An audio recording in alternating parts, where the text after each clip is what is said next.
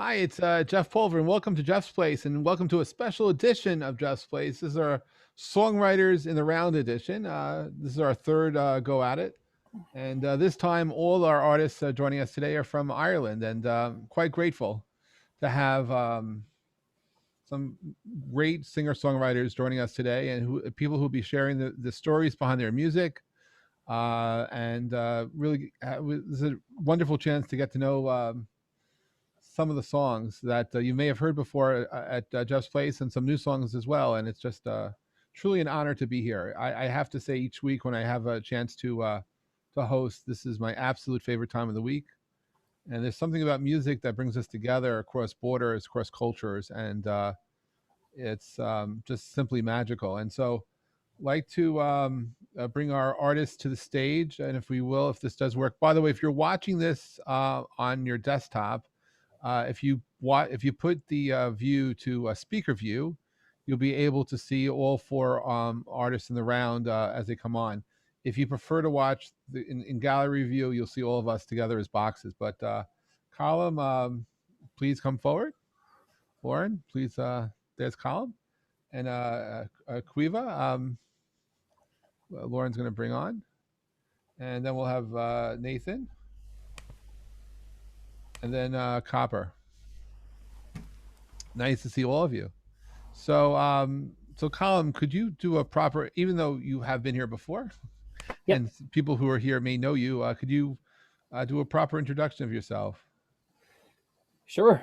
This is always the trickiest part, isn't it? Well, my name's Colin Gavin. I think Jeff, you pointed out is this my third songwriters in the round? Yes, yes, and you're the unofficial host of this show, by the way. Fifth, fifth visit overall, maybe? Would it be fifth or sixth? More, yeah, at least. Yeah, I think so.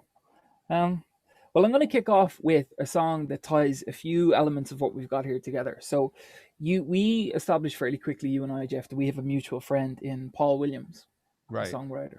And for those who don't know Paul, if you're not familiar with his music, Paul wrote the music for Bugsy Malone, for the Muppets, so like songs like Rainbow Connection.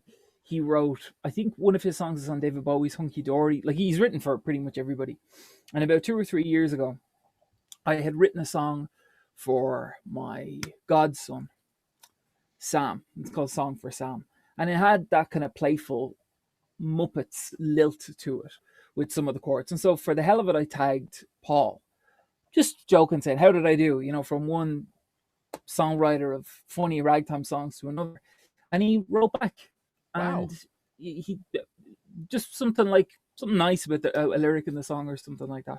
And he sent me a message 2 weeks later and he said, I really liked that song and I checked out your music. I'm coming to Dublin in about 5 months' time and I think we should break bread when I do. So we did. Because usually when someone says something like that, it's like, oh yeah, very nice, but it never happens.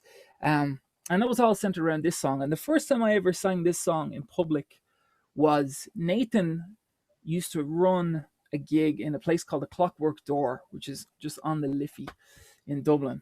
And I played this for the first time. I stared at the side of my head going, what the fuck is this? But nonetheless, this is Song for Sam.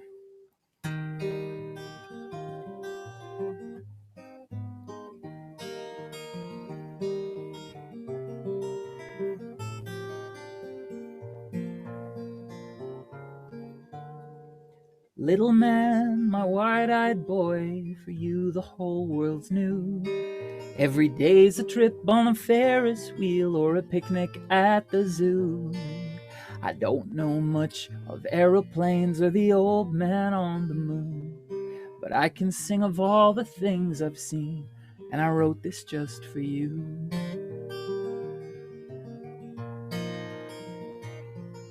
Be sure to eat your greens and know a thank you from a please. That laughter can cure a winter's cold and money never grows on trees. Each morning, go and chase the dreams you dream of every night. And no matter what you do, you'll find your mother's always right.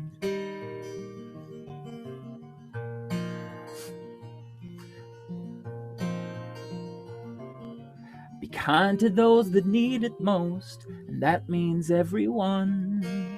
Be sure to look before you leap in case your shoelace is undone. I hope you find the kind of friends that make the days go by so fast. And when the time comes, find the perfect words to ask your first true love to dance. And as the cheerful old folks say,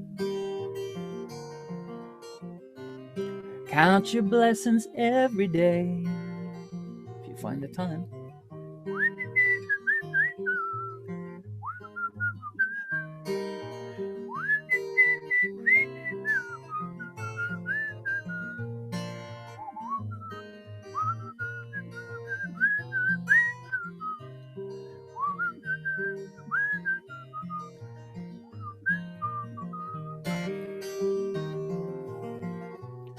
And in the winter time, people say, have a jolly holiday. Hanukkah, Christmas, Kwanzaa. Elmo saves Christmas in the end.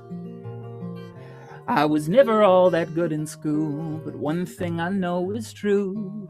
No matter how many big books I read, I'll never be as smart as you.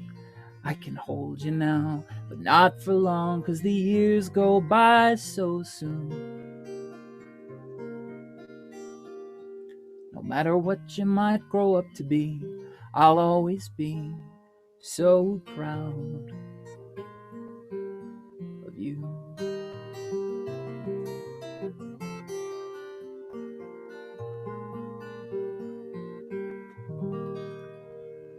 Wow. There we go. Very nice. That was beautiful. No, Thanks, no Jeff. surprise that Paul Williams wanted to meet you after that. Wow. Thanks, Jeff. That's absolutely Thanks, terrific. Next on in the round is someone who joined us, I guess, last week for the very first time. Caoimhe, I apologize if that's not proper.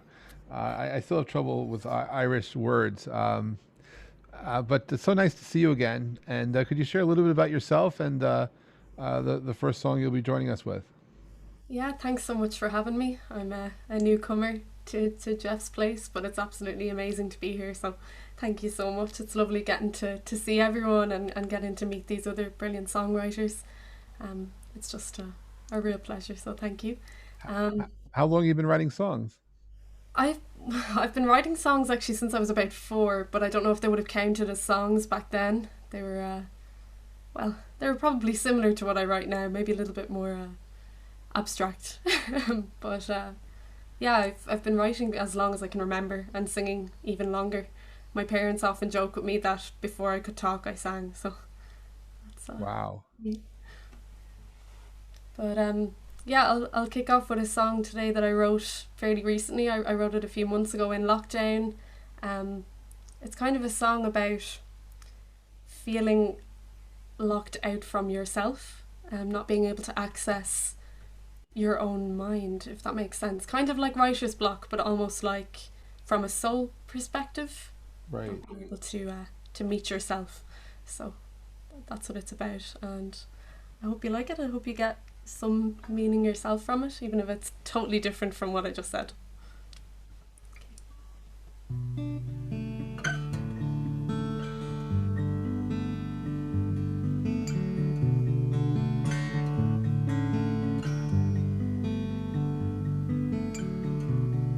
There's a place in my mind I never go, 'cause I can't get inside. I think it's why I don't write. I'm scared of the things I might learn if I try.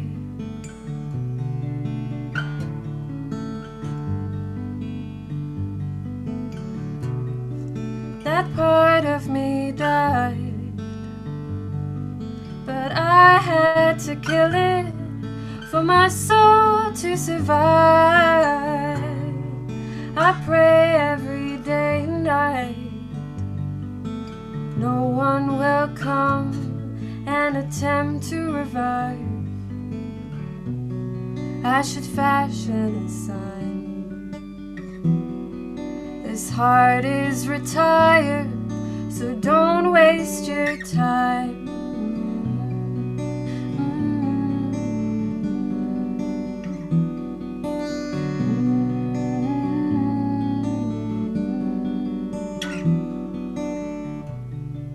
A damaged and broken hand reached out for me but could not stand a chance. I might play along, pretend I am someone with a will for romance, but I know it's not right. Done in a dress that was never my size, I'll make up a sign. This heart is retired, so don't waste your. Ooh.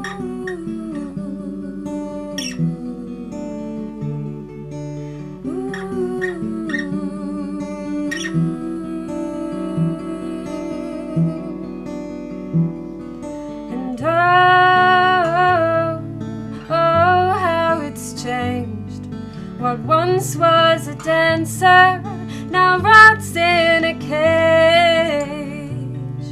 This looks like the place I used to go when my mind wasn't safe. I pray every day and night no one will come and attempt to revive. I should make up a sign. This heart is retired, so don't waste your time.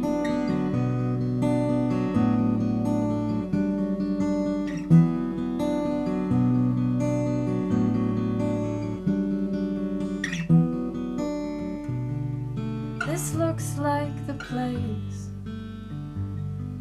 but I can't be sure for how it's changed. Your love is a cage. This heart is retired, so don't waste your time.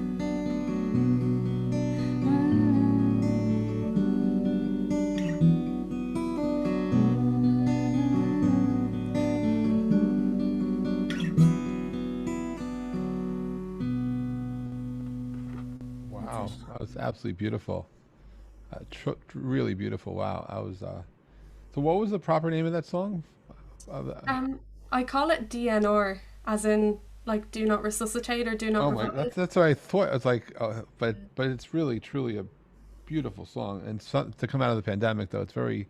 I just love the way it's constructed. It's just really pretty and introspective too. So, thank you for that. Thank you And anyone around the round have any comments to throw in here? That was beautiful. Really nice. so much. Gorgeous, Caoimhe. I assume you must get compared. Your vocal style must get compared to Laura Marling a lot. Do you?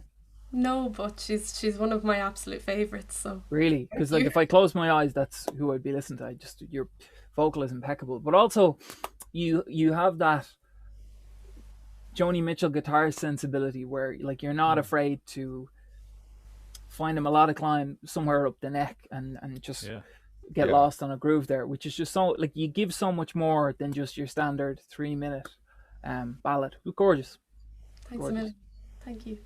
Just truly, just absolutely beautiful. Thank you for that. And Nathan, so I guess you're not someone who could ever threaten their parents that you're going to run away and join the circus.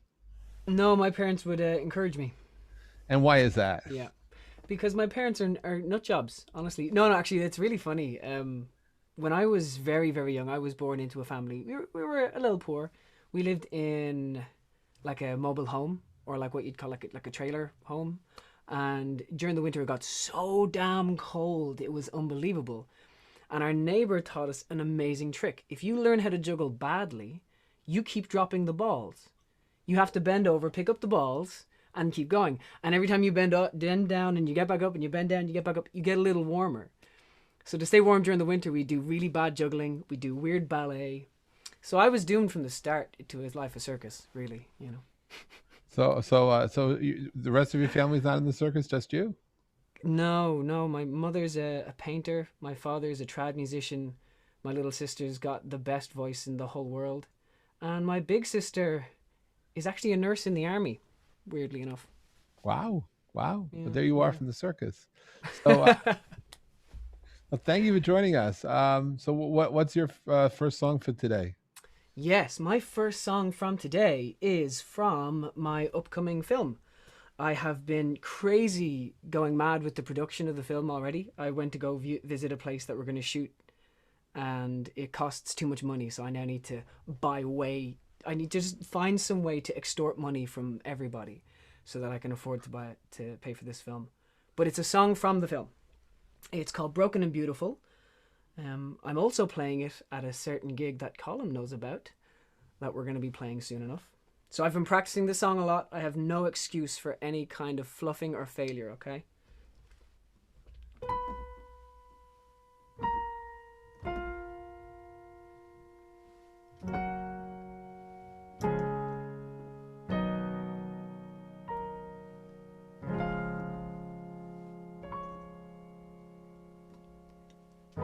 I wanna know where you've been.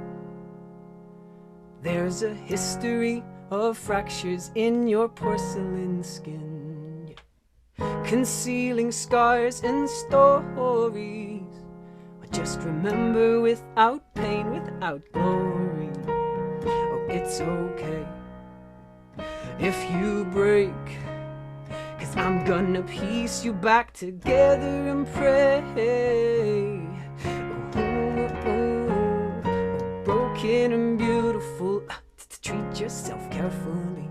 Stitches and gold, use your pain to relate to me. The stories I've told, they decorate my body, and I wanna show you every scar suits us perfectly. Oh.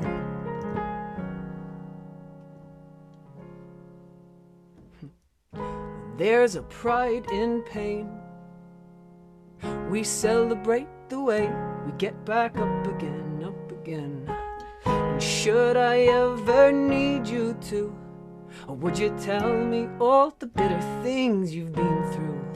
It's okay if you break. Well, I'm gonna piece you back together and pray. Oh, broken and beautiful, treat yourself carefully. Stitches and gold, use your pain to relate to me. The stories I've told, they decorate my body, and I wanna show you every scar suits us perfectly. Every scar suits us perfectly.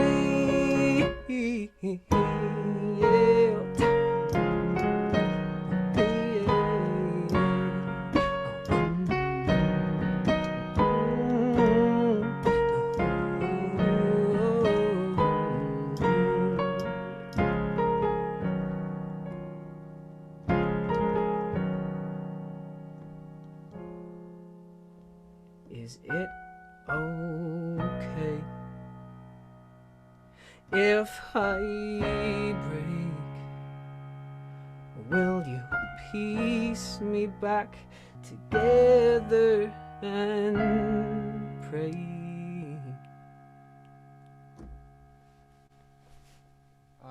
Wow. Thank you. Absolutely beautiful, and well done. So this is from your movie. So what was the inspiration behind making that movie? Okay, do you know the film Burlesque? Yes. Yeah, so Cher, Christina Aguilera, fantastic pair. So we were watching that during the first lockdown, and I just thought, I could do that. It's so magical. It's so beautiful. I've wanted to write a musical for forever, especially circus musicals, which is what this is. And I just thought, you know what? Maybe I'll write a song. And then I wrote a song called Learning Curve, which I actually premiered on your show. And from there, the story just started to unfold. I started to pull in songs that I had already written, and then I wrote the story around it. And this just seemed to be one of the ones that fit perfectly with the narrative of the two main characters. Amazing. Wow. Wow. Well, thank you. Thank you. That was just beautiful. I just was just caught in the words. That was just beautiful there. So thank you, Nathan. And Thank you. Copper, welcome to Jeff's place. For having me. And really, I was going to say, thanks for joining us. I know you haven't performed here before, but to take up the round first is kudos to you. Could you please do a proper introduction of yourself and maybe share some of your influences too? Yeah, so I'm Copper Kelly. I'm from Wexford, down the sunny southeast, which is lashing rain today. But less we say about that, the better. But I am a country musician, believe it or not. And I actually met Colm before. He was on. I have a podcast, and he was on as a guest. It's the Folkin' Around podcast. So we talk to different musicians and that kind of crack. But I'm a producer. I'm a sound engineer. I have my own little studio here, and I'm working on album number 2 at the moment, slowly but surely. But I'm getting there, and I have a few songs to play for you anyway. Wonderful. So what's the inspiration behind the first song you're going to share tonight? Oh yeah. So I suppose I'll play a now lively one, even though the lyrics are about someone to get gone, because they cheated on you. But it's a kind of a lively barn dance kind of foot tapping, hopefully kind of a song, and it's not necessarily based on a real life experience. It's kind of I just put myself in the head of a character, and the song kind of fell out of me.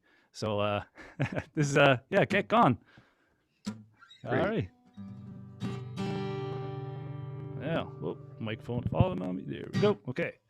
Get gone, get gone, get gone, long gone.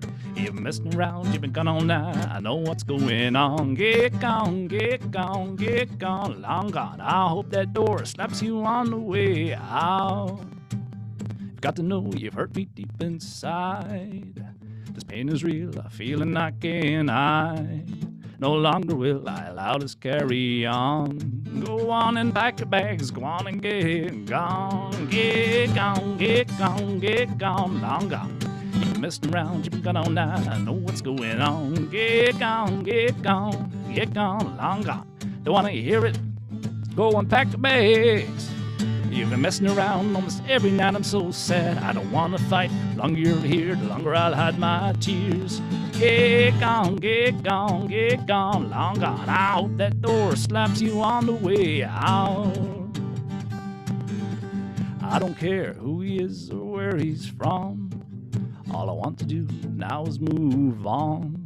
But your eyes tell the lies that keep us here. Go on and pack bags, go on and get clear. Get gone, get gone, get gone, long gone. You're messing around, you've been gone all night, I know what's going on. Get gone, get gone, get gone, long gone. I don't want to hear it, let's just go and pack bags. You've been messing around almost every night, I'm so sad. I don't want to fight, the longer you're here, the longer I'll hide my tears. Get gone, get gone, get gone, long gone. I hope that door slaps you on the way out. I hope that door slaps you on the way out. I hope that door slaps you on the way out. Yeah. Well done. And I'd say, hey, welcome to the show, Johnny Cash. But it's you, my goodness, wow, wow, that was great. And that was wonderful. So Harry, we were talking before about you reminded Harry of Johnny Cash, and someone else in the chat was saying the same thing. And I'm saying, I thought I was listening to a Johnny Cash song. So there you go. So that was wonderful.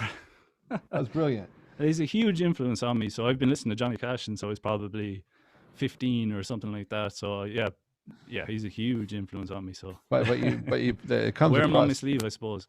But it's so strong and beautiful. And before we get to the next round, I will put a plug for our show tomorrow night, a very special show, our very first face-to-face concert. Emily will be joining us.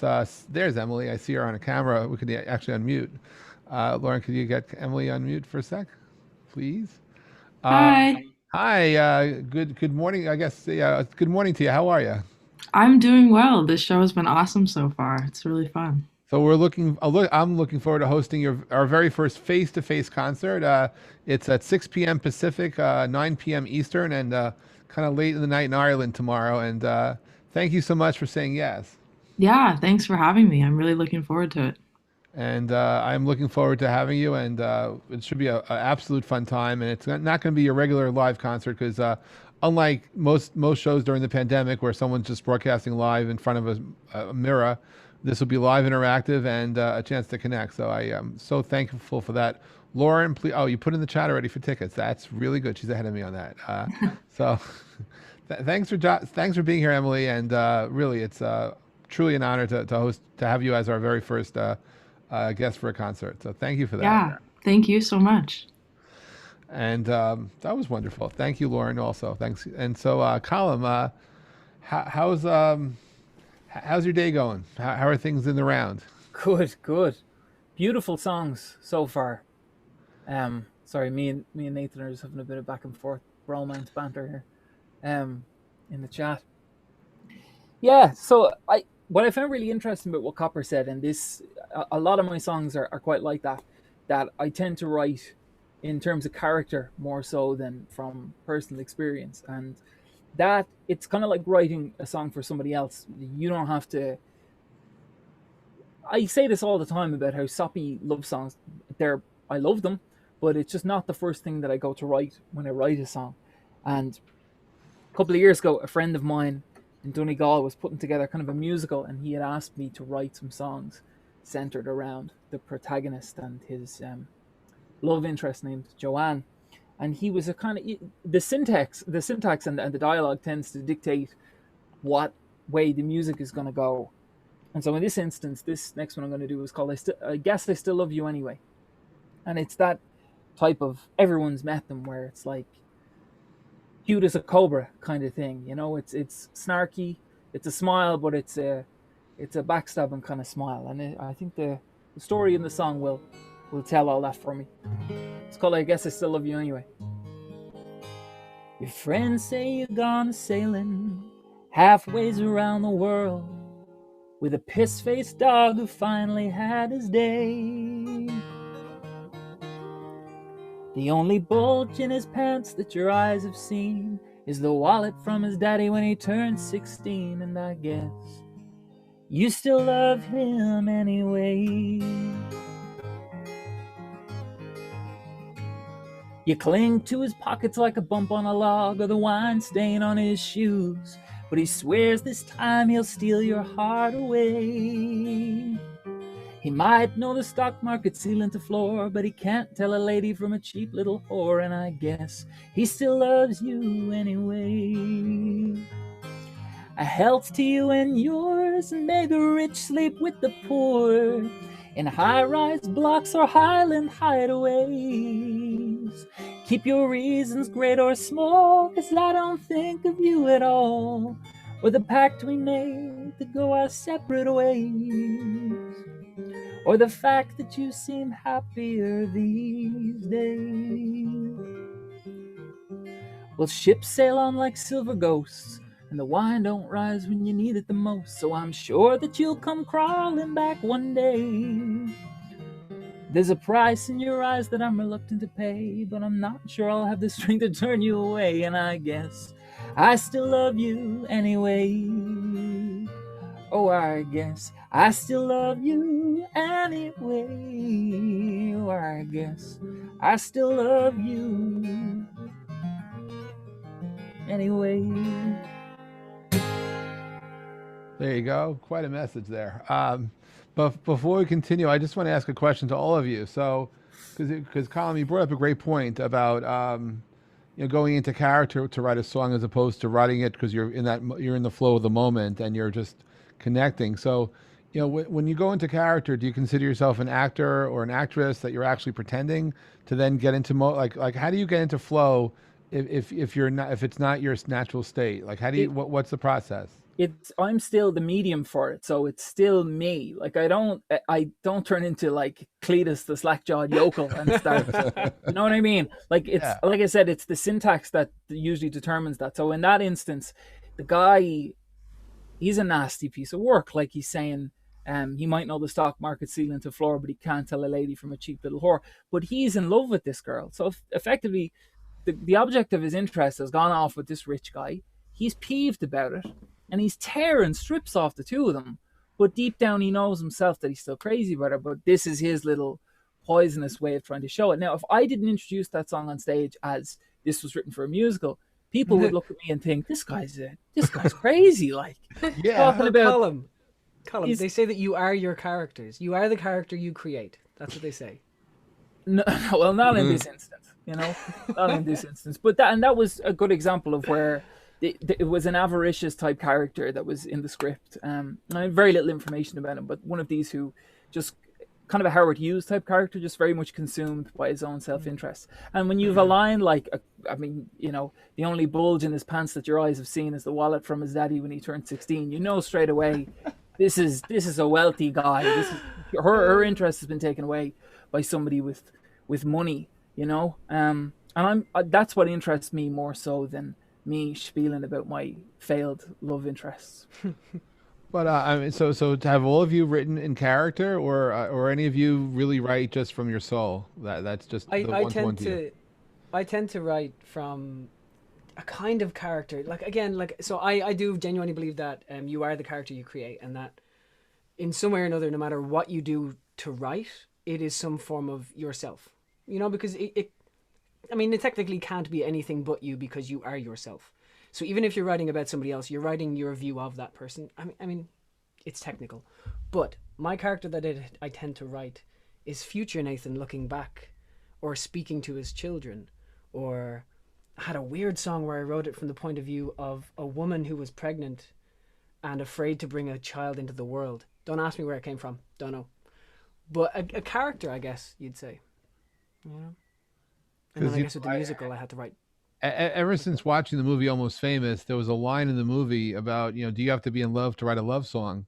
So I guess all of you would say no. Yeah, I'd say no. Yeah. You'd agree, though, Nathan. I can't say no. Help. Yeah, no, you're right, Colm. You are. It does help if you are. You can write a love song, but it won't be a good one. I don't know. That's fairly amazing. I just, because I write poems. I've one or two of my poems have been turned to music, but I find that I'm most effective when I'm in the moment, or I get into that headspace, not so much into a character, but just in that moment, and I feel it, and then I write what's in my head, which comes through, which may not really reflect even where I was, but the words come through, and that's how I sometimes handle those memories or handle those experiences. But I don't pretend to have trauma. I have something happen, and that triggers the writing. And I find it truly amazing that you can pull off putting yourself in character. Because I have a friend of mine who's a very famous speaker, and he tells me he has stage fright.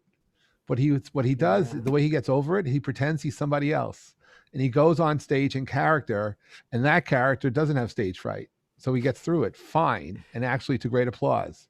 Because that's when I ask exhausting, him, though. but it's intense, right? And so, but he said he never told anyone that but me, and I just found that totally fascinating, how we pretend, and then we become who we pretend to be, and how that manifests. Anyway, so thank you for sharing. Caoimhe, up to you. What's the song number 2 for you today? I'm kind of jumping between songs. Every time we talk about something, I think of another song, or It's beautiful. a lot of the songs that I'd have kind of came to me, if that makes sense. Sure. It's almost like they wrote themselves. Yeah, exactly. With my poetry, it just flows. Like I get almost everything in one download. It's definitely an experience that I've had a few times where I'd sit down and I don't even intend to write a song. It just comes out. Get it. So yeah, do you know what? I'll play one of those ones. Sure. Just check that this is in tune, because when I put the capo on, sometimes it throws it out a little bit. This is a song I wrote when I was about 16 or 17. I was kind of playing around with some recording software and trying to learn how to use it and stuff, and the whole song just kind of came. It's funny because originally it was called The Magician, and then became The Musician, because that's the actual lyric. Wow.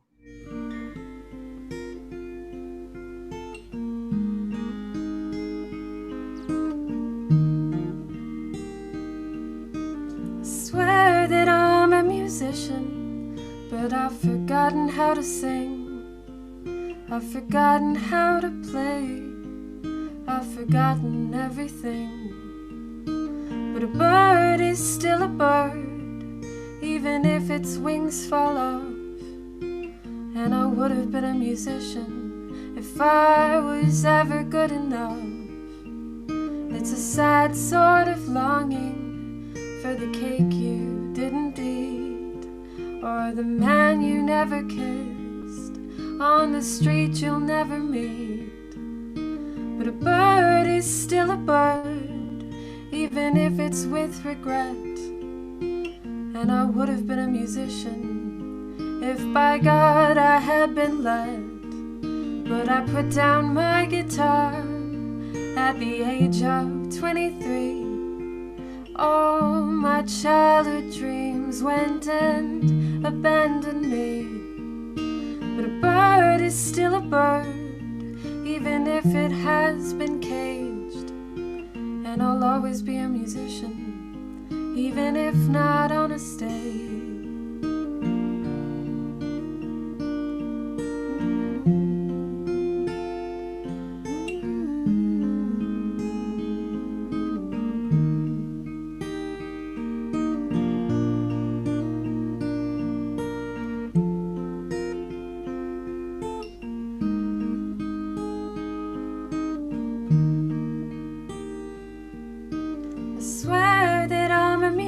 And I know I love to play, and I'll always be a musician, even if no one knows my name.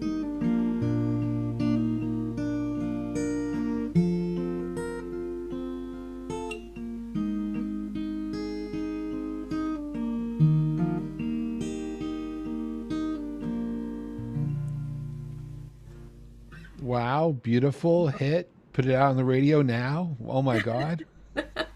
Thank you. That was absolutely beautiful. I was refraining from crying, but oh my, that was just so intense in a beautiful way, and just absolutely beautiful. And so it's like you downloaded future self talking to your present self, right? Because you're 16 when you write it, and you're talking about being 23. And it's kind of like how you travel through time like that. It was absolutely beautiful. Oh my goodness. Wow. I remember being a little bit afraid, thinking when I turned 23, I was like, is this going to be it? Am I gonna stop? I'm gonna put the guitar down and never play again. But it didn't happen, because I'm 24 now, and there you go. See, you made it past 23, and it's absolutely beautiful. So have you recorded it? Have you put it out? Have you published it and promoted it? It's on my YouTube, and it's on SoundCloud, kind of a rough version, but I'm hoping to do a proper recording of it over the next few months with a few different musicians, kind of some input on it.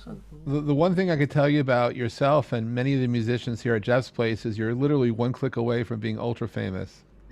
It's just one person to hear you who could then take it to the next level, and that's the only difference, is just being in that right place, creating that serendipity.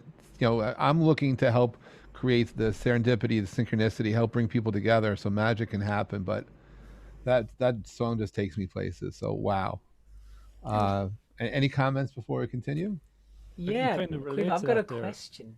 Oh, Sorry, God. Colm. I was wondering, so I'm assuming this is sort of what's the word I'm looking for? Like an accentuated autobiographical thing. So it's kind of like your life, but it's more than that. Like, because you're writing it in a song, you're over dramatizing it for the song.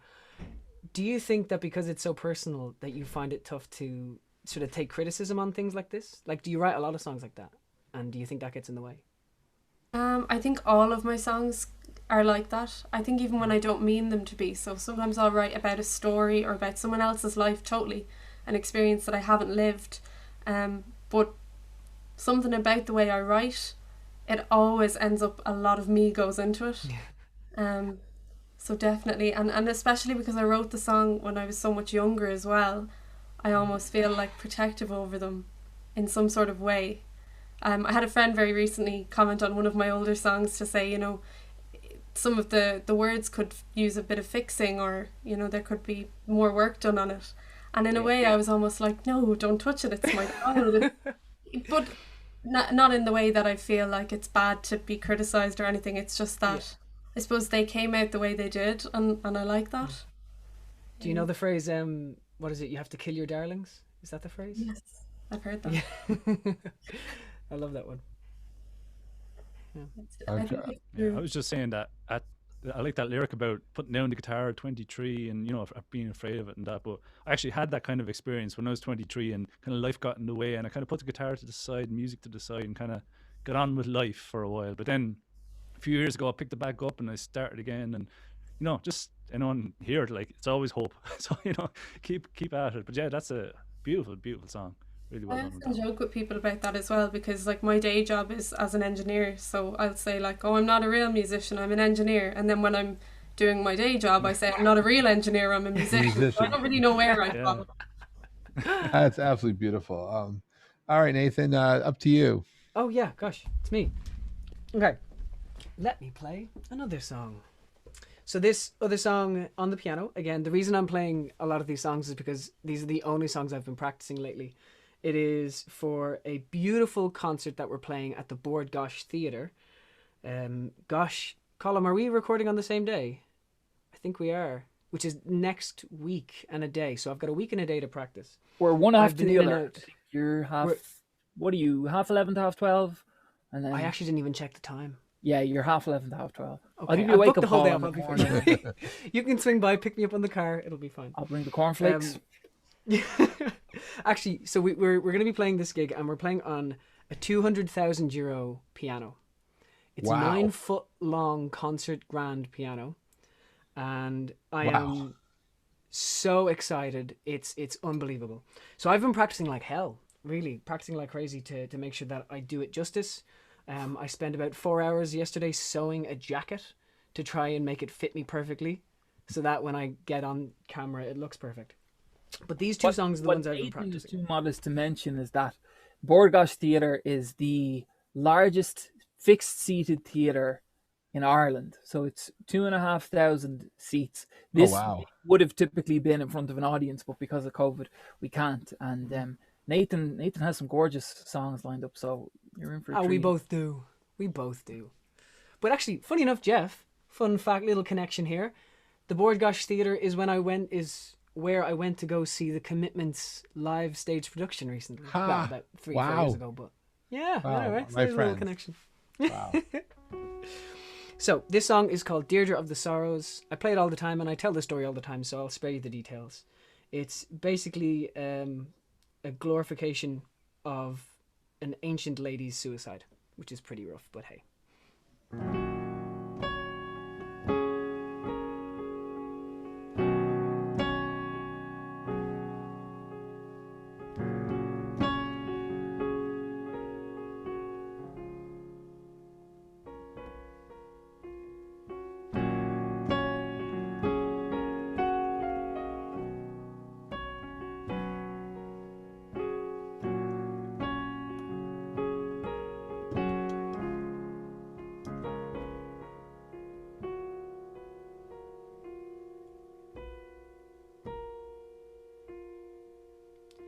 Oh, you had a vision of blood in the snow,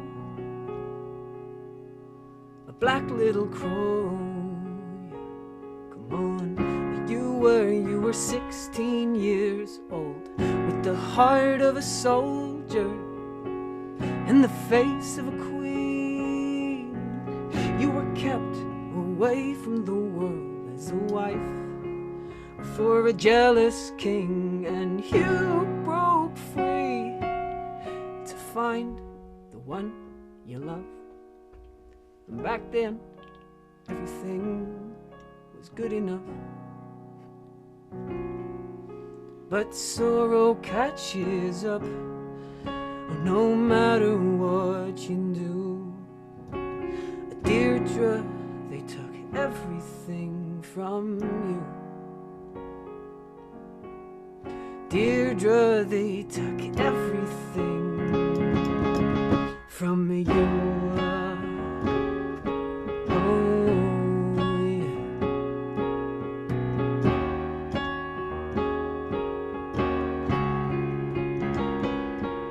From the ends of the earth until they left you alone. Yes, something stirred in your souls. It said, oh, that Ireland was your home, so you fought until your lover died. Now they control your life, but that's something you could take if you tried.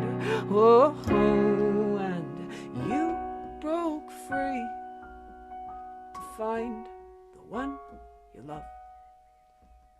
Back then, everything, it was good enough. But sorrow catches up, oh, no matter what you do. Deirdre, they took everything from you. Deirdre, they took everything from you. Oh, oh, Deirdre, they took everything, and sorrow catches up, and no matter what you do.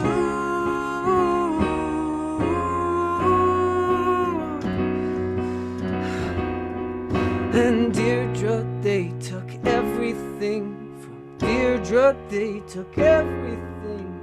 And Deirdre, they took everything from you.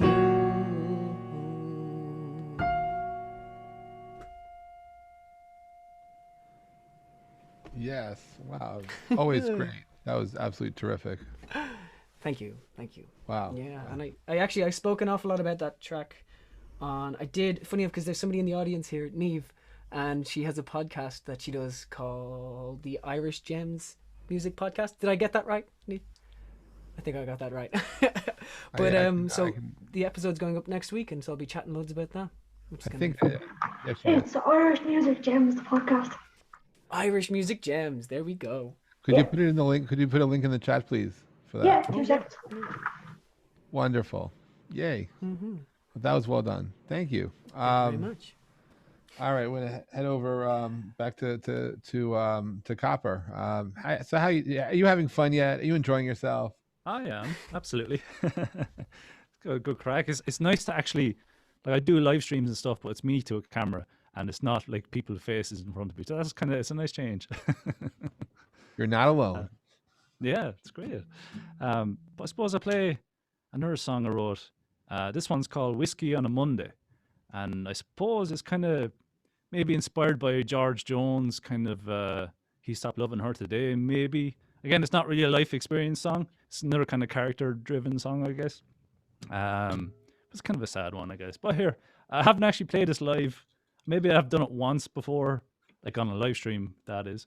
So it might be a little rough, but we'll give her a go anyway. So this is Whiskey on a Monday.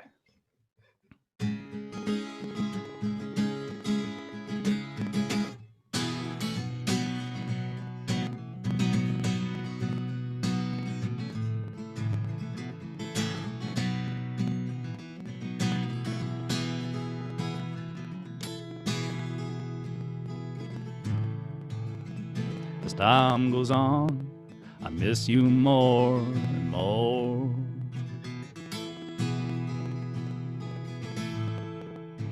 Bright smile, your kisses, but that was all before.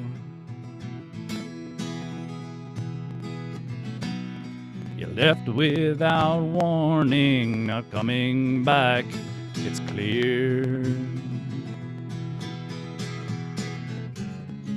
Sitting at the bar, drinking whiskey on a Monday.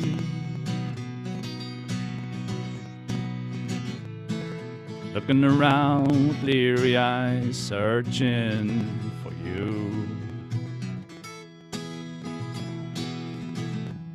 But you're nowhere to be found, you left me long ago.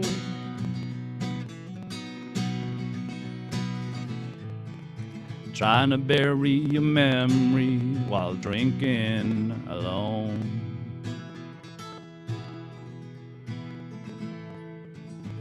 Your memory lives on, no matter how much I drink.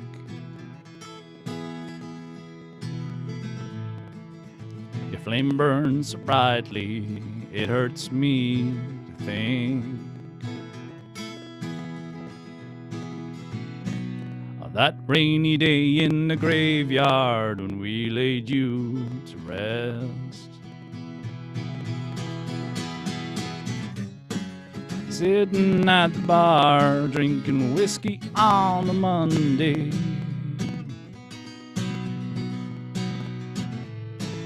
Looking around with bleary eyes, searching for you. But you're nowhere to be found. You left me long ago.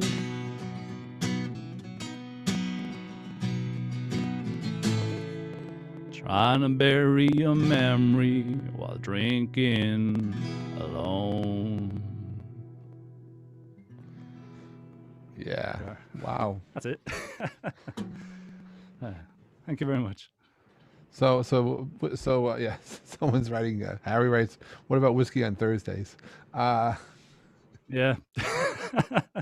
Wow, very nice. All right, so I'm Whiskey on gonna Thursday. That'll do. I'm gonna turn the circle around. So we did two where Colm started. Now Copper, it's your turn to take the lead. So I'm giving you we're going right. to enter round number 3, and you're at the helm. So take it away. Copper, I was All right. listening to your Concerts That Made Us podcast recently, and there was a lot of talk of like heavy rock stuff. And I wonder at what point, like I've always believed that when you're into alternative music in your teens or in your youth, things like country and jazz become much more accessible because you're already into alternative stuff. But at what point did you make the conscious shift from like heavier rock stuff to country? It's always been there, I suppose. Like I'm a complete metalhead as well, so I Wow. do write metal music as well on the side and stuff. But I do a bit of country as well, so I'm a mixed bag, I guess. But yeah, I've been need listening to to do like metal and mashups. stuff since I was probably 12, and yeah, and then I started listening to Johnny Cash since I was 15. So country was always kind of there anyway, and I don't know, I just kind of fell into it really. I kind of met a songwriter a few years ago. I was kind of in between jobs after I worked in a haunted house in Loftus Hall in Wexford. I used to work there, so I left there, and I just met the songwriter, and she writes lyrics for Irish country singers, and she said, "Here, I'll give you some lyrics." And I said, "Okay, sure, I'll try to write a melody to it and whatever." And I did, and I gave it to her, and she was delighted with it, and she put it out on the radio. And I said, "Oh Jesus, there's something to this." So I gave it a go, and I've been writing country for now the last 4 or 5 years, and yeah, I just kind of, there's no real conscious shift, I suppose. It was always kind of there.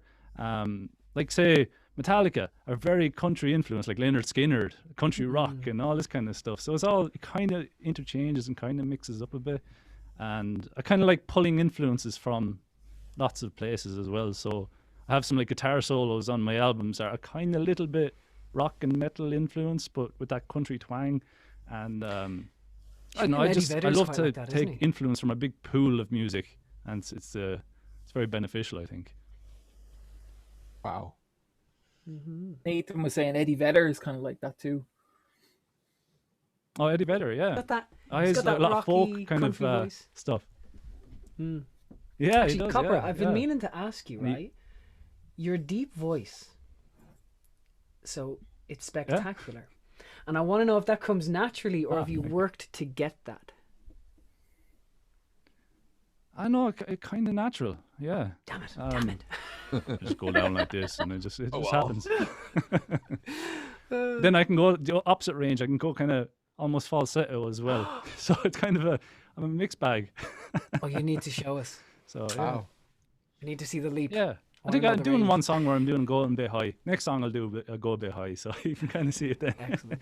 But I meant to ask you, Nathan, when I hear your songs and it's just you and the piano, but I can imagine you on the stage, do you have a big production behind you? Because I can hear huge production only with now. your songs. I can just Only hear it in my it's- head. Well, you know what's really interesting, right? So I recently met a producer at the start of 2020. 2020? Yes, at the start of 2020, and we've been producing we've actually doing an album at the moment. And what I've noticed is that when he hands me these productions or when we work on them together, and I hear the song with the production, the way I perform it acoustically changes. And it's like I'm playing it with the backing track in mind. So it's really interesting that now that you say that, because I reckon beforehand you wouldn't have heard a big arrangement behind it because I wouldn't have played it like that, I I guess. could really hear it with your first song. Like, your voice was almost a percussion. Like it was fantastic. Your voice was an instrument as well as the piano. So that's really cool. Yeah. So I can hear strings. I can hear, you know, all this kind of stuff going on. It's just it kind of inspires it. You know, it's potential for a huge sound, I think. I have the best producer in the world, so that's what we're gonna. Actually, Deirdre's the next song we're releasing, but shh, don't tell anybody. Wow. All right, so Copper, take it away. Song number 3, whatever you like. All right. Okay. So this is more of an upbeat song again. The last one might put you in a ball of tears, I don't know. But this is a song called Worthwhile Waste of Time. Because when I was working on my first album is called Worthwhile Waste of Time. So basically I kind of produced it in my bedroom. I thought, sure, look I'm going to do it and make an effort of it. And if it goes nowhere, then it was a waste of time. But at the same time, I was learning and I was being productive. So it was a worthwhile waste of time.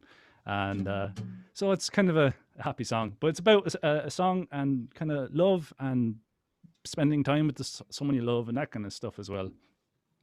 So this is a worthwhile waste of time.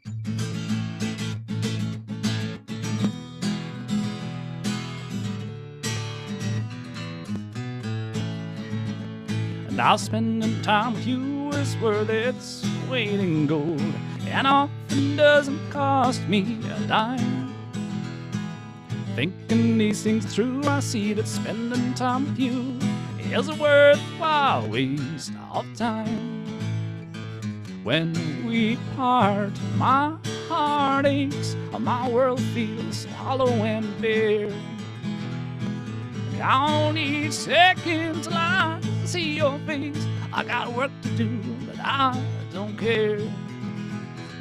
Spending time with you is worth its weight in gold, and often doesn't cost me a dime.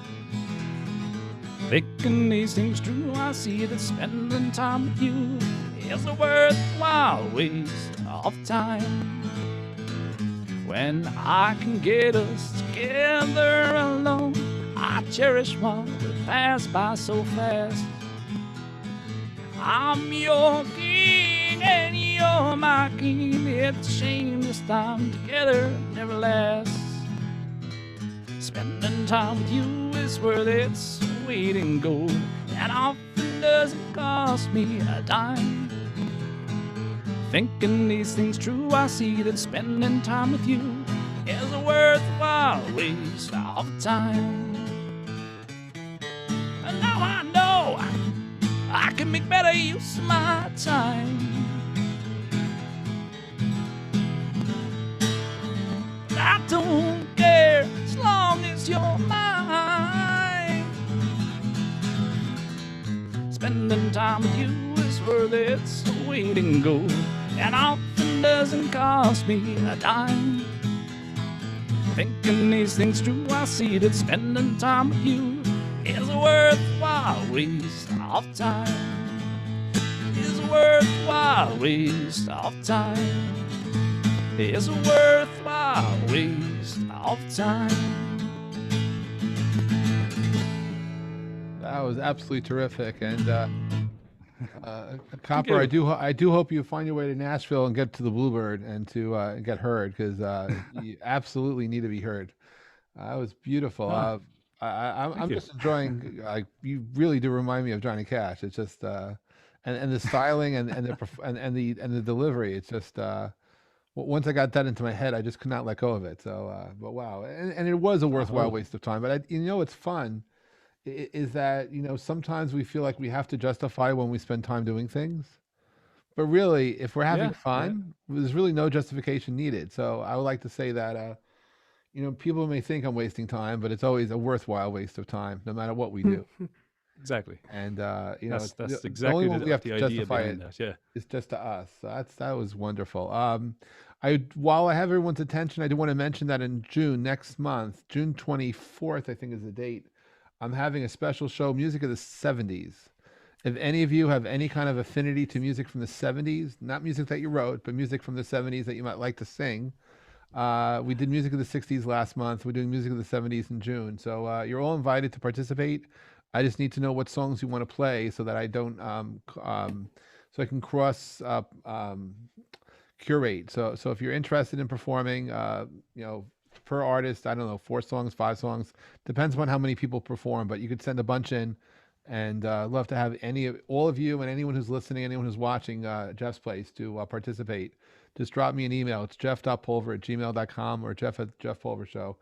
And just want to put it in there because it'd be fun to have it. The 60s show was fun, and 70s is some of my favorite music. So and there's a lot of Johnny Cash, So anyway, Nathan, back a lot of outlaw country. a lot of country, a lot of classic country.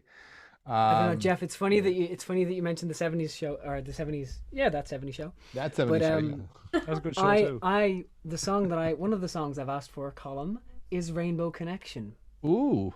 Funny you should mention it, because in my opinion, it is possibly the best song that's ever been written. Rainbow Connection is beautiful. It's one of the most masterful tunes that I've ever heard. And then my other one is, so I don't play covers. I almost never play covers. And this song actually made me want to learn a cover. Is the other song? What was really turn the beat around? Turn the beat around. I was just going to mention with the Muppets right before the start of the show. I was playing the theme song to the Muppet Show to Harry because I was telling him that we need to get a theme song for Jeff's Place. And we were just so Colm mentions of all people, he has to mention one person, Paul Williams, and now you're bringing it up. But I'm telling you, we were just it was just the funniest thing that right before we went live, I was playing the theme song to the Muppet Show just because we were.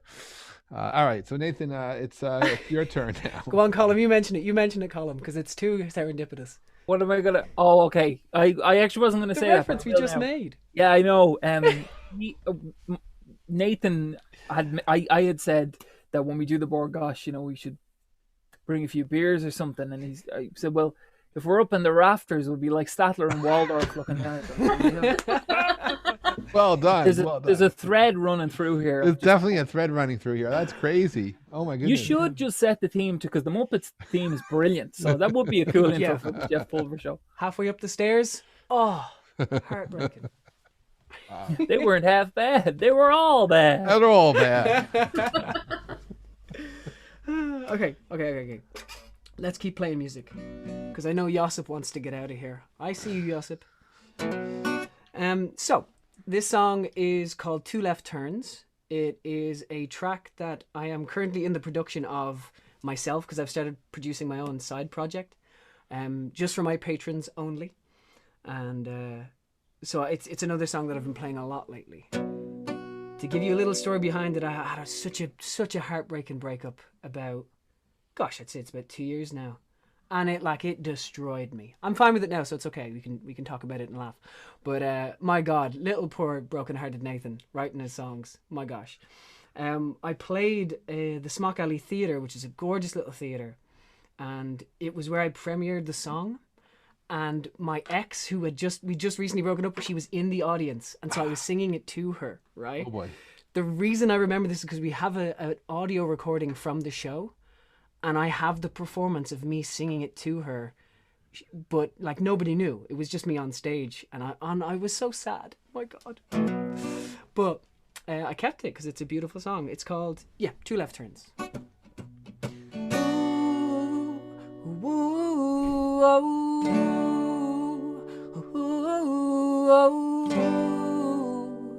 Would you let me forgive you? Oh, yeah. 2, 3, 4. 2 left turns will turn you around and point you back to me. Come sit down, let's talk it out. I think that's all we need.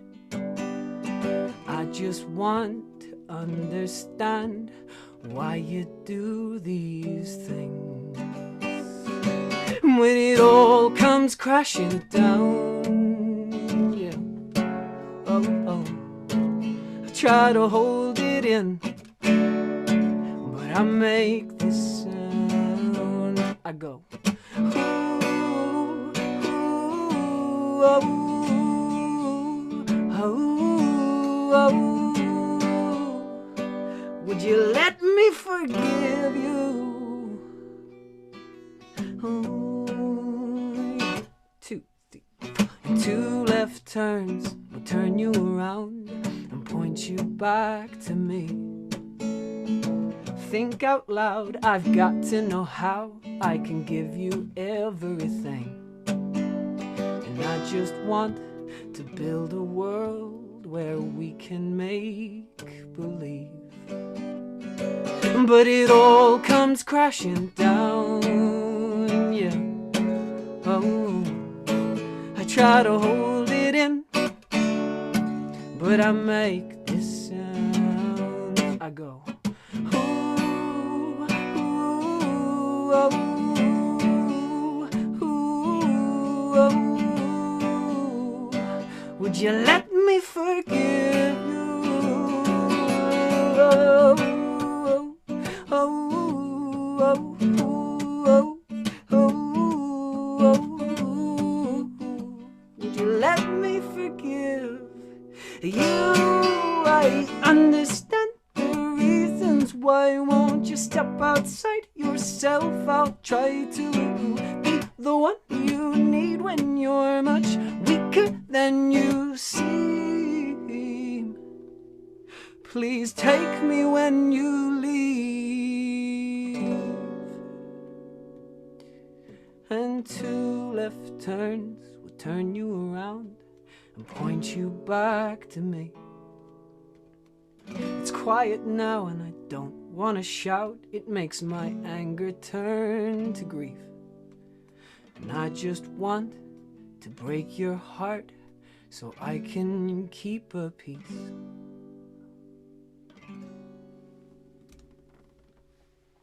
Love that. Love to break your heart to keep at peace. My goodness. So, Thank you. So did your ex know that it was a song for your ex? Like, was there? Oh, she definitely knew. Yeah.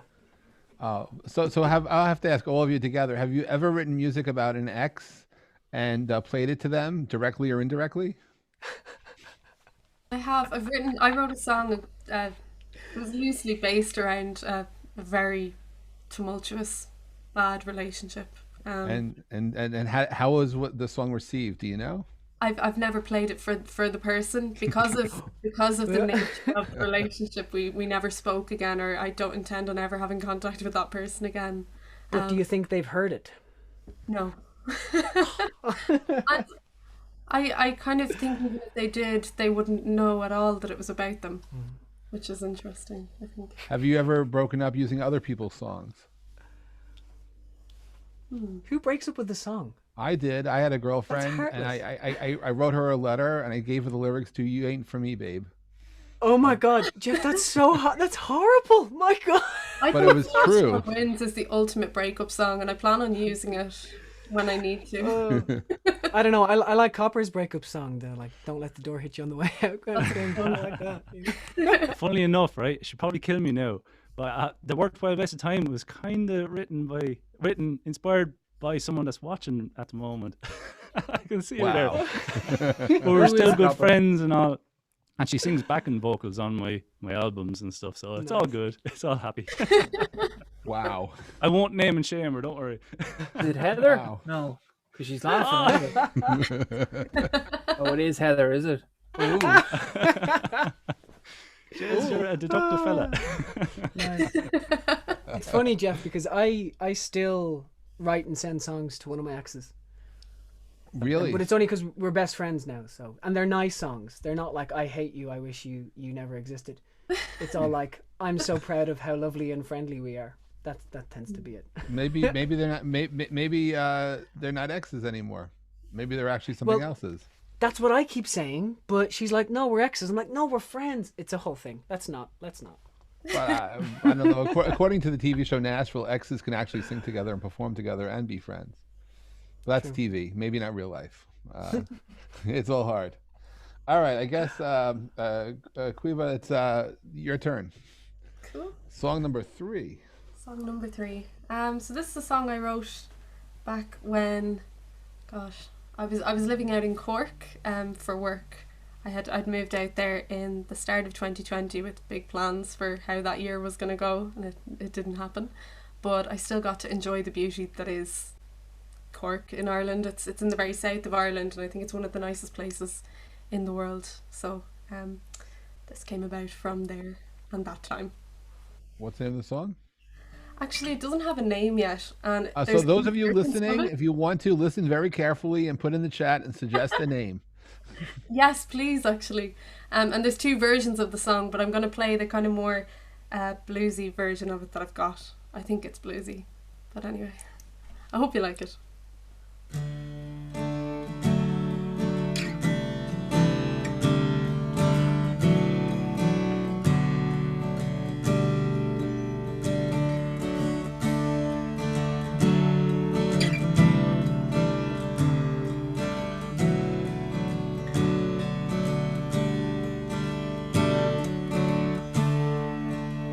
Into the waves and I feel free, and I know that this life is good enough.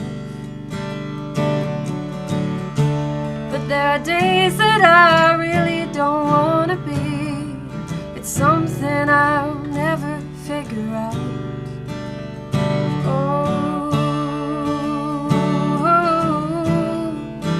What do I want?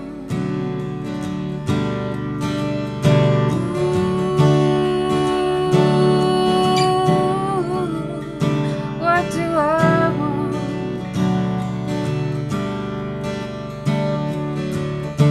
Saw a painting once that really made me cry, but even if I wanted to, I couldn't tell you why. I didn't feel the pain till tears were running down from my eyes. Oh, what do I want?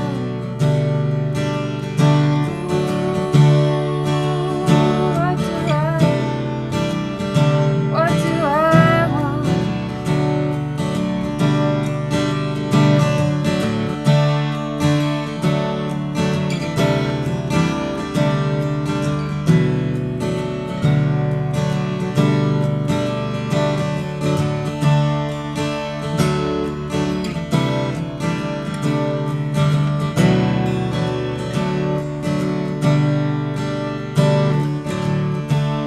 And I've had this dream since I was 2 years old, but lately it's been feeling far away.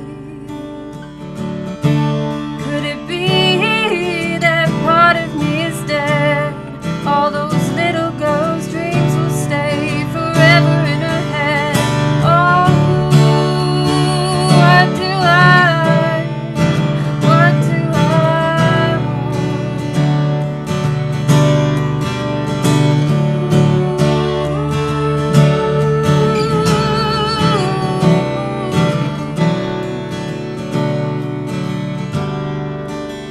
What do I want?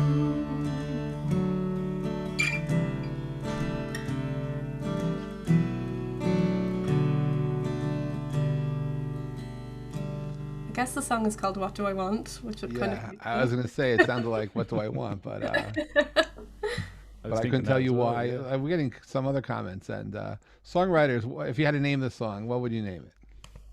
Oh, I got to unmute. Wow. Unmute. Yeah. What do I want? It sounds like the perfect title for it, I think. No, it's called Feeling Far Away.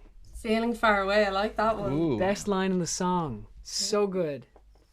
I think the Really nice standout selection. line in that song was a painting that made me want to cry, and even if I wanted to, I couldn't tell you why. I mean, that Yeah.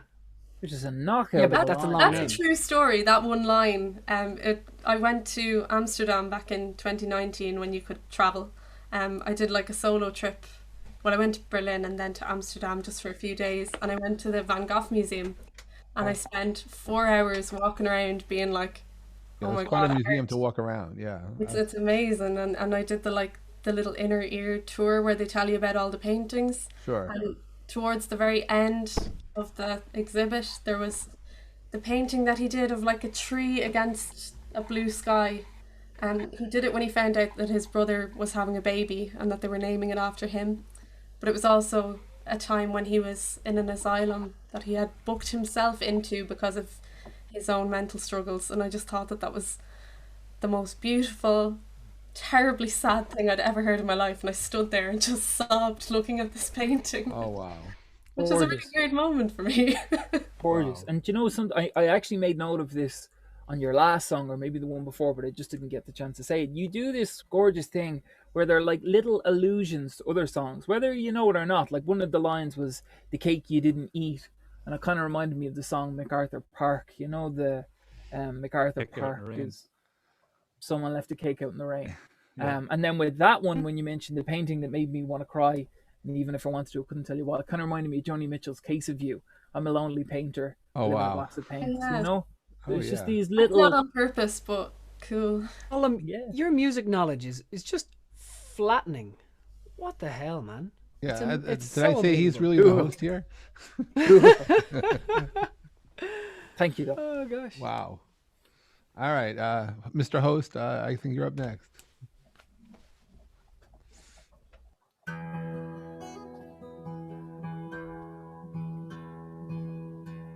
So, this song is called "Loving You Through the Hardest Years." 2 points of inspiration for this one, really.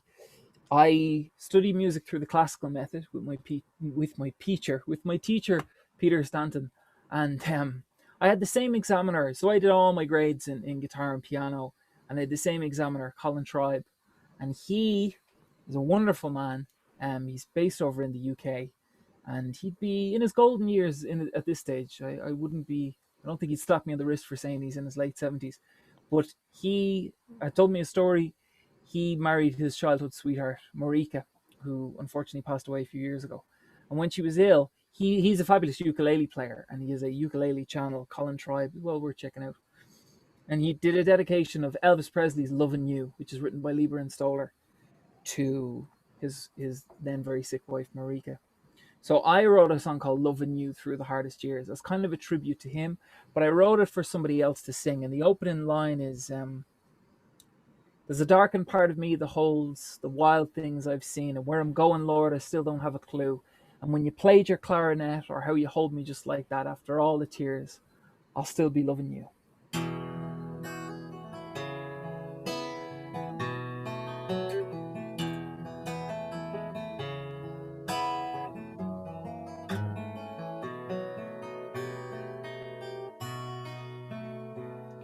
There's a darkened part of me that holds the wild things I've seen.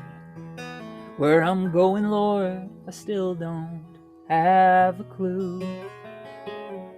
But when you played your clarinet, or how you hold me just like that, after all the tears, I'll still be loving you. On the bright side of the street, humble pie tastes sugar sweet.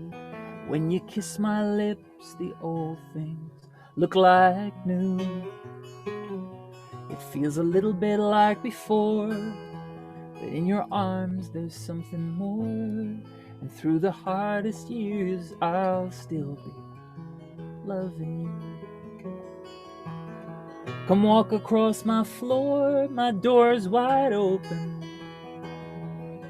The distance in your eyes is wearing thin.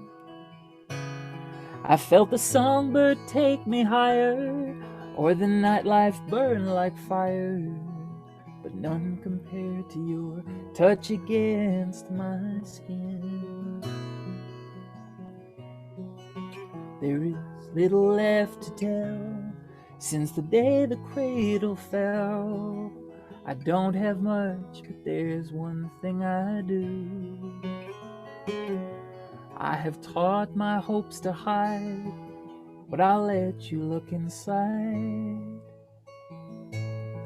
And for all my days I'll still be loving you. Yes, for all my days I'll still be loving you. Yes, for all my days I'll still be loving you.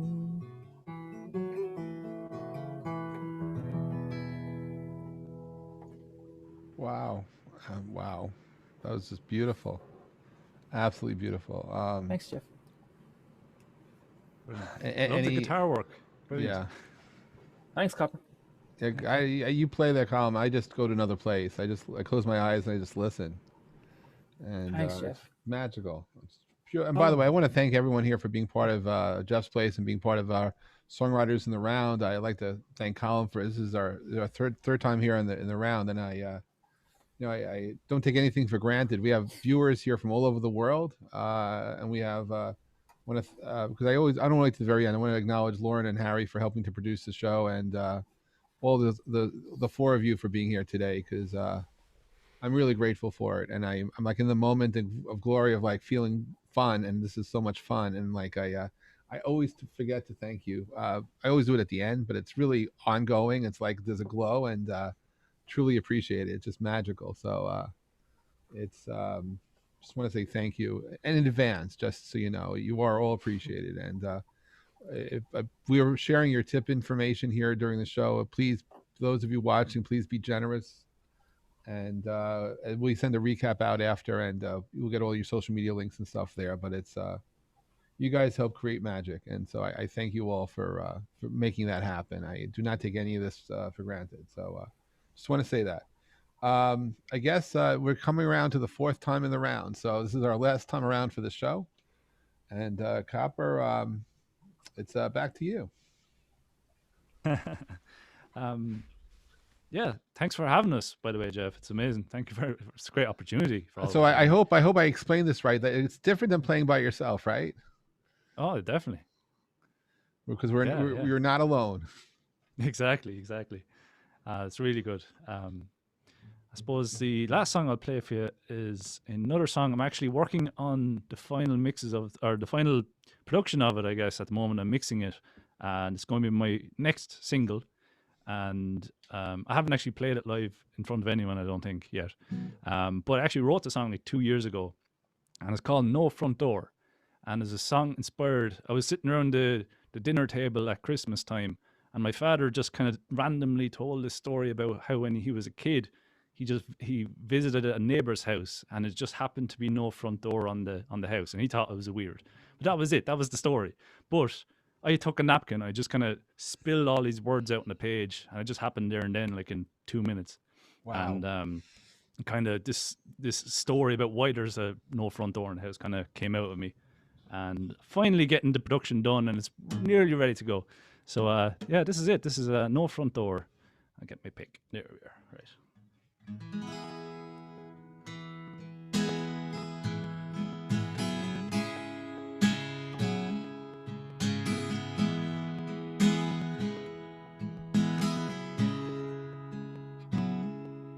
There's a house down a rocky country lane. In this house lives a family of 5, and they struggle each day to keep the fire lit. There's a breeze that kills it each time they try. And Daddy, he sleeps off another heavy night, while Mother minds the children and wipes her teary eyes. There's no front door upon our house. It's been kicked off its hinges weeks ago. There's no front door upon our house, but there's cans and there's bottles all over the floor. Now this house, once it was pretty. It was loved, it was cared for, felt like a home. But ever since Daddy began to hit the bottle hard, this house began to crumble and to fall. And Daddy, he sleeps off another heavy night, while Mother minds the children and wipes her teary eyes. There's no front door upon our house. It's been kicked off its hinges weeks ago. There's no front door upon our house. But there's cans and there's bottles all over the floor. There's no front door upon our house. It's been kicked off its hinges weeks ago. There's no front door upon our house. But there's cans and there's bottles all over the floor. Wow. There we are. Absolutely Thank good. you very much. That was Lovely. that was just beautiful. Aye. And just to say, my own father, he barely drank in his life, so it's not about him. No, but it's totally fun. When you first started, and then it shifted, but there was something about you in the first, I don't know, few seconds where you took me into a Leonard Cohen mindset and your storytelling, just the way the choice of your words, and not that you were singing Hallelujah at all, but there was like this like a rhythm at the very beginning, and the way the words were unfolding, like it was just you're an amazing storyteller. And it was just a beautiful. I wrote down there should be a movie or a book about No Front Door. Like there's a lot of stuff that's all rolled up there in the song, but it's totally beautiful. Well, Copper, are you aware of the history, sort of the Irish tradition of taking off the door? No. So there's an old Irish tradition sort of based around the harvest, with like the potato harvest or the saving the hay. You'd have so many people all working together, and afterwards they want to just sort of chill out. So they have a few drinks and they start to entertain themselves. And what they would do is there's this weird challenge where they would take the front door off the house, they would place it on the ground, and then they'd put 4 glasses of water at each corner of the door, and you had to dance on the door and not spill the water. Wow. So there's this beautiful tradition of door dancing from Ireland. Yeah. Wow. It's sort of like it's also like a precursor to tap dance then, which is sort of Irish dance, tap dance kind of. It's why we do Maybe it like a bit this. of Shanos as well. Yeah. So it's nice. Yeah. Do you know, Copper, when Jeff was talking about Leonard Cohen, I actually thought that too. And there's a song in particular of his called "A Singer Must Die." It's from his album. New Scheme for the Old Ceremony. Yeah. And as you're kind of coming up to the refrain, not that it's similar, but just the tone or the mood was, and I adore Leonard Cohen's work, but gorgeous song, beautiful storytelling, beautiful. I must listen to Singer Must Die, you said, was it? A Singer Must Die. Yes, Yeah. it'll give you chills. Yeah. Nice. Your vision is right, my vision is wrong. I'm sorry for smudging the air with my song. Brilliant. You'll love it. You'll love it. Yeah. Gorgeous song. Gorgeous. Very good. Caoimhe, Yes. did you want to say something before we continue? Just incredible storytelling skills. I think that's one of the best things you can be able to do as a songwriter, is be able to tell a whole story with a song and really transport people into a whole other world and a whole other life. Yes. Yeah. It's- I think you mentioned earlier as well, you almost don't write the song. It just flows out of you. It's like, did I write that? I don't know. It's there. It comes through you, right? You channel it and you just let Yeah. go and you just capture it, and it's just magical. Particularly when you get all those words together and you look back and say, sometimes those are not my words. No, they are your words because you just wrote them down. The fact that you don't recognize some of those that's a different challenge, but it's magical when that happens. So well done. All right, Nathan. Well, that's that old story about genius, isn't it? The Greeks used to believe that geniuses were like these spirits who lived in walls, and that you weren't a genius, but you had one come through you. And so like they used to have like these amazing premiums on famous painters' studios because they thought that if you painted there, the genius might come from the wall and come through you. Anything is possible, but it's the channel, right? It's the medium and the channel and that magic. Yeah. Wow. All right, Nathan. I guess it's your song number 4. This is song and by the way, number 4. Thank you for being part of the fun. I after the show's over, about an hour later, I say, "Damn it!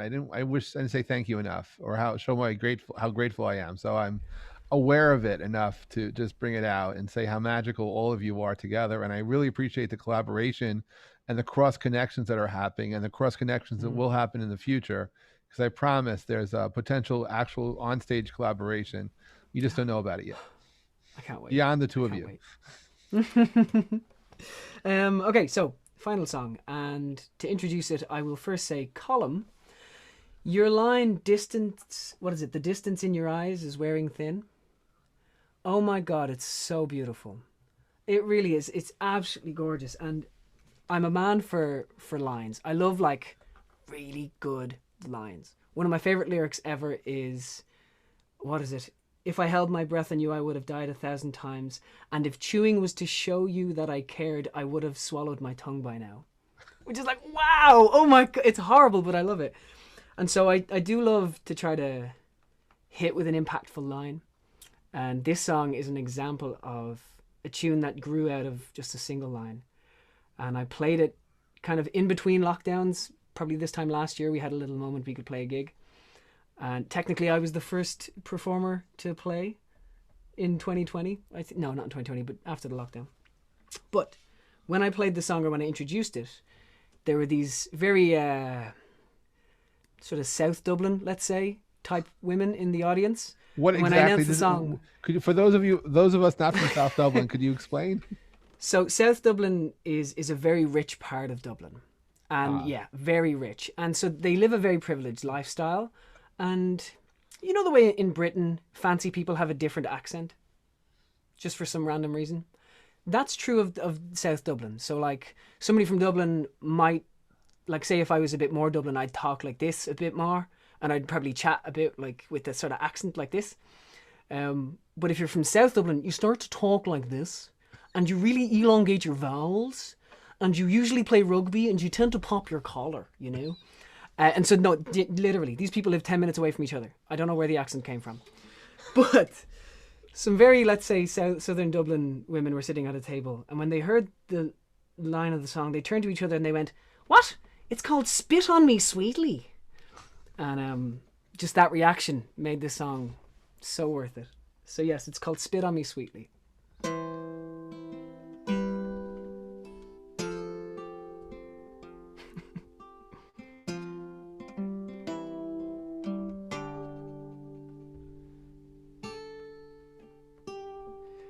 Spit on me sweetly, and I'll love you forever. I need you to teach me this dance.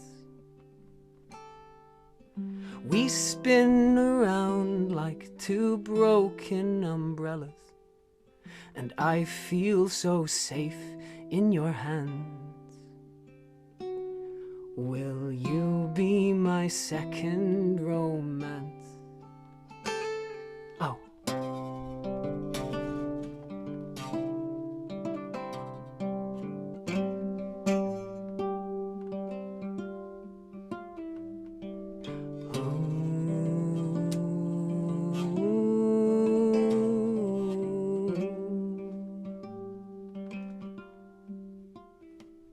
The magic we make when our hands come together adds a new layer of skin. And living unloved, it was never an option. I don't need to know where you've been. Just step to me closer and spin.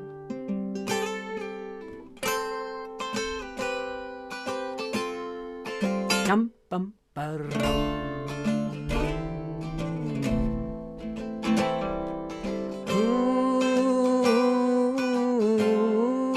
Yum bum bum bum.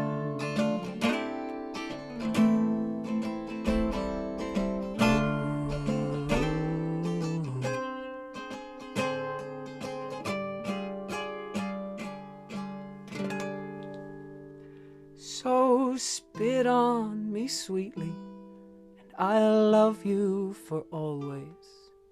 Sawdust runs deep in our veins. A circus of lovers collected our pieces and put them in place to begin. We can take what we've got to the end. Our favorite word is again, and again, and again.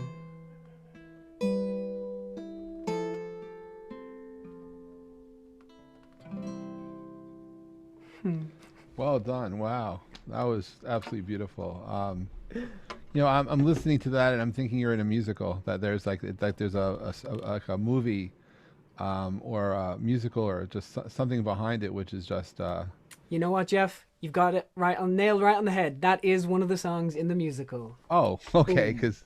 Yeah. Because for people not familiar with musicals, the one thing about a musical versus just a play is that the music in the musical moves the story forward, usually anyway, unless it's a certain modern type of play. But that was like right out of it. That was a beautiful story, and wow. Yeah, it's funny though, because I had to write a scene into the play where one of the characters spits on the other character in a sweet way, and it's like so it's their first meeting, the first time they meet each other, and my character ends up spitting on the musician. It's sweet though. It's sweet. Nothing weird, I swear. It's just beautiful. In awe. Wow. Special stuff. Thank you. I love the wordplay, Nathan. Like spit and sawdust. If you said like a pub was a spit and sawdust kind of place, it would be a little bit rough and ready. And I think that sets a nice contrast, between the sentiment in the lyrics and then also that sort of background imagery. And also, I think the nicest thing about watching you perform is how much you enjoy performing. Apart from it being a gorgeous performance, but also when you're enjoying what you're doing, I think that's compelling for the listener too.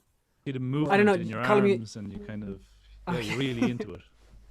I think I just like myself so much that it's just I'm getting high on my own talent. That's on your own juice. Yeah, that's cool. Yeah. I think it's the passion you bring forward, right? It's not even liking yourself as much as being in the flow of your own music. And being the instrument, because it comes through not only in your voice but in your actions, and the energy you share helps us all connect in ways that are very subtle, not even spoken, but it's very present. Well, I don't know. I've been a performer since I was about 2 years old. Seriously? And I think like from some of the people who know me like personally, it to the point of annoyance, I tend to be a performer just in person, and it can be very annoying even to myself sometimes, but yeah. Wow. Well, I look forward to coming to Ireland in the near future, whenever that can be, to do a live show in person. We just have to find a venue, but it may be different. The other side of it is we have folks here from all over the world tuning in. I'm so tuned to the four of you. I haven't even looked into the room, but I know that besides your friends and family in Ireland, there are friends of mine from America, from the Middle East, and other places have been coming in and out during the day today. So it's kind of fun to be, I'll never be your local pub, but to be your global local is what I strive to be. Because past pandemic, I kind of like the opportunity to bring the world together through music. It's just something really special and comfortable. We've also got Germany represented here as well. See that? We got we're across multiple time zones. I'm telling you, it's about 8 time zones from the West Coast, the U.S. and Canada, all the way over to where I see some friends from. So it's. Did you know that we're not on GMT anymore? You're Sorry, on summertime. This completely. Yeah, what the hell is this? This is the first time in my entire life that I realized we're on British summertime. Yeah, you're BST. I only realized this like 2 days ago. You're 1 hour later than GMT, but it's But I'm a ham radio operator, so everything I do is on GMT, no matter where I am. So it's for people to know. That's why though I start putting on the poster 7 p.m. But it's not. It's Like, not is this 6 new p.m. in Ireland? British summertime? No. Have we always been like this? Ever since you Summer. go into Never heard summer of it. season? Yes. My God, I had no idea. The whole life. Oh wow. We'll lose an hour in the winter again when the evenings Winter start will getting come. shorter. Don't wait. Don't worry. But enjoy the summer. Exactly. Oh, wow. Exactly. Quiva, it's I guess it's your song, and I thank you so much for coming back here. I'm enjoying each and one of everyone's performances, but it's just really truly magical. But you're up. Whatever you like. Thank you so much for having us. I mean, it's such a lovely experience and a real honour to be able to play among the amazing songwriters that I've got to hear today. Yeah, just fabulous. So thank you so much. Thank you. The last song I'm going to play it's the only song I've ever kind of released as such. It's on Bandcamp and Spotify. But it's funny, it's a bit of an ironic song. It's called I Don't Like Singing Anymore. Not Seems to be true. a theme about that. Yeah. I'm very tormented about this whole music thing. I don't know how I feel about it at all. But yeah, no, it's one of those songs again where it's not strictly about music or singing. It could be about anything, but you know the way sometimes in life you lose the love for the things that normally matter most to you, or they're Sure. normally the things that lift you up, and then sometimes you just can't quite get it, or you can't reach it, and that can be really scary. So it's kind of that feeling. So anyway, I'll play the song.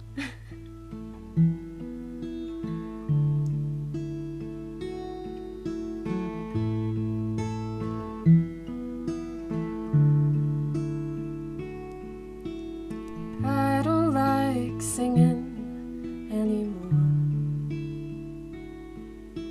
I don't know what the hell I ever sang for. When it all goes wrong and nothing's right, it don't help me to sleep at night. So I don't like singing anymore.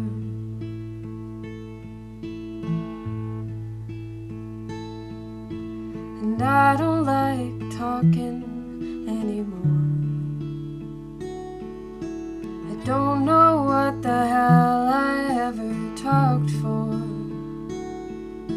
When all the words I have to say won't change or take the pain away, I won't bother talking anymore.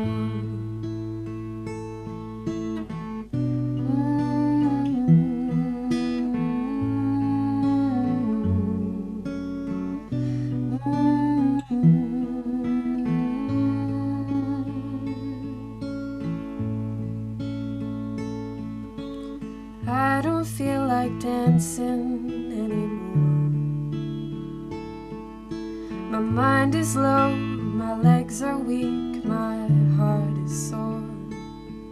Since the blues have moved into my brain, I sleep away another day. I don't like dancing anymore.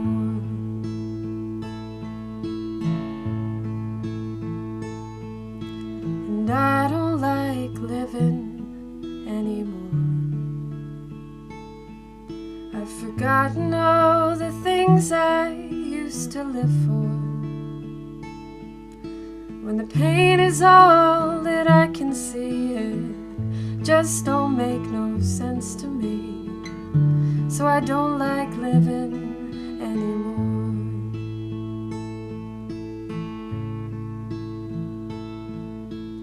I don't like singing anymore. I don't know what the hell I ever sang for, till I saw that look in your eye, and it seemed like things might be alright. So I guess I could keep singing till I'm sure. Wow, I heard that last week, and I'm saying, oh my God, I love that song. I feel like again it should be released wider than you've done it. Thank you. and because it really speaks volumes to so many things, right? And that last line, yeah, it's just absolutely wow. So I love that. I do hope you continue singing. So you didn't sing about. You didn't say you don't like being an engineer anymore. I've never liked that.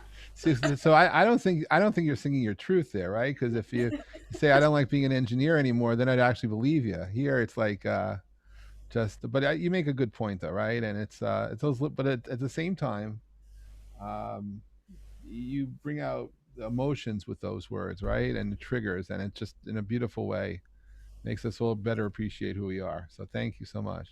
Thank you. Caoimhe, That was as an engineer, does that change how you write songs? Do you think you've taken influence from the engineering? I don't think so. Well, I think the more I've gotten into it, the more I've grown into becoming an engineer, like finishing college and actually starting to work. I realized how much of the whole fraud syndrome thing I had, this feeling of not being something. And getting over that, I think, helped me to get over my whole fear of not being a musician or not being a real musician.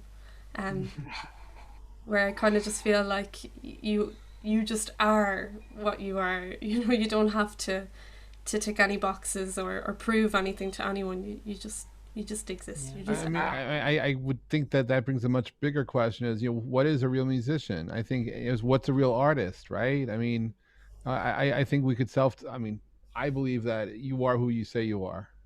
You are who you believe you are. That you don't need to take a test or get a license to be a musician, in the sense that if you're an artist, you're an artist. And to come to terms with your greatness and understand that you're super talented, right? That comes on the inside. Other people could tell you you're great, but you got to feel it. And I think it's once you have the confidence to be who you are, you can do anything, right? You're truly unbounded. It's just allowing yourself to believe a little bit, right? That because there are times when you're young that people will believe in you before you know how to believe in yourself. And there's a time when you will find other people that you believe in because you just know they're awesome.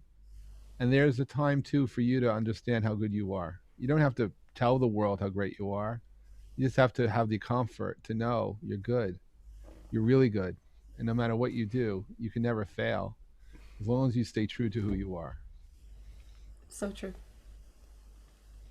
I had kind of a wry grin on my face at one point as well, Quiva, because there's another gorgeous lyric in it where you say, I don't feel like talking anymore. And I have kind of an eccentric uncle, Paddy, who used to tell me that Einstein never spoke till he was 10 because he said there was nothing worth talking about. And I believe that is true. He didn't talk to, he was much older, but just that image, that conjured up that image in my mind. And I think, like, when you were writing that song, the structure of it is gorgeous, but was there it kind of reminds me of songs like, I don't know if you've ever heard Honey by Bobby Goldsboro, but where the story is leading up to a point. Honey is about this sweetheart of his who passes away, but it's building up to something. Was there any kind of, was there a blueprint for the song, or did it all just kind of come out as it happened? All came out as it happened, definitely. At the time I was feeling the lyrics, so like that I don't feel like talking anymore, what's the point? It doesn't do anything. The song actually, as I was writing it, got me around to, oh yeah, things do pick up, because you can kind of forget as well when you're in a little bit of a low patch, or you go through those times where everything just feels like you just feel drained. But it always does pick up again, and I really like the song because of that, because at the end it has that little light or that little hope. Yeah, gorgeous song. Well, Colm, I guess this is your song number 4. So this song is the opening track on my debut album, A Voice for the Urban Darlings, and it's kind of one that I close most of my sets with this song because it's a nice goodbye song. It's called Bye Bye Little Bird. And I remember Elton John said one time, if you're ever stuck and you can't get your head around writing a song, write a hymn or write a lullaby. And so this was the lullaby answer to that phrase. This is called Bye Bye Little Bird.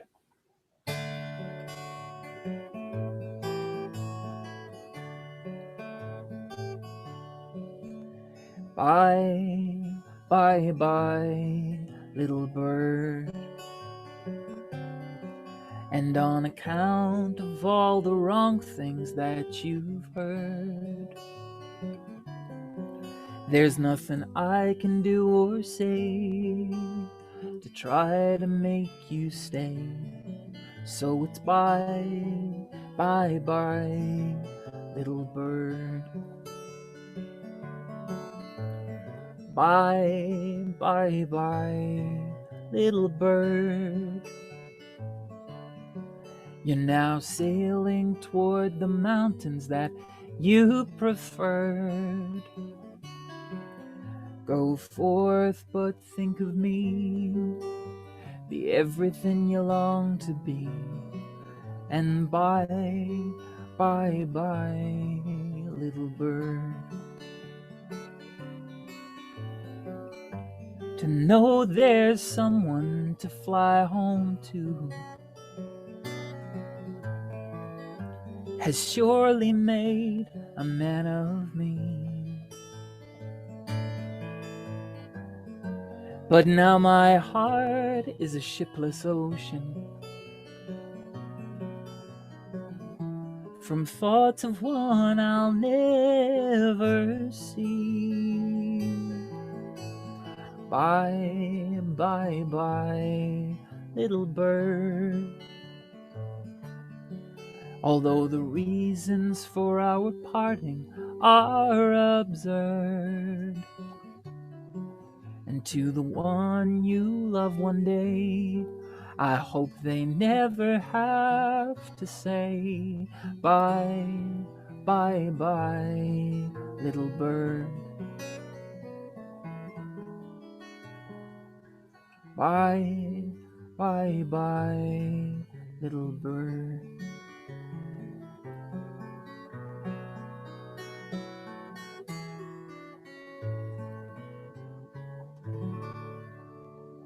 Here we go. That was beautiful. Absolutely beautiful. Thanks, Jeff. Thank you, guys. And quite a nice lullaby at that. And wow. So how do your crowds usually react when you play that before you leave stage? What does it feel like? The end of the Muppet Show. No, it's sweet. Like I just, it was weird that you mentioned the Muppets because I love that. I think there's something really melancholy about those playful ragtimey tunes that Sure. isn't, Absolutely. you know what I mean? It isn't quite Yeah. as obvious as maybe I'm All Out of Love, you know? Yeah. But that's the kind of stuff I'm drawn to. And blue notes, like dominant sevens, in that song's in the key of D major. And there's a lot of dominant seven notes, like there's C naturals where there shouldn't be, and chord inversions and stuff like that. And that, like Paul Williams' songwriting style, or Randy Newman or Harry Nilsson. Like Harry Nilsson wrote a song about his desk and how much he loves it, but it's gorgeous. And it's sometimes the overly simplistic stuff that I'm kind of drawn to. And so Bye Bye Birdie or Bye Bye Little Bird, there's a movie called Bye Bye Birdie, or a Sure. play, and that's where I got the idea for the title.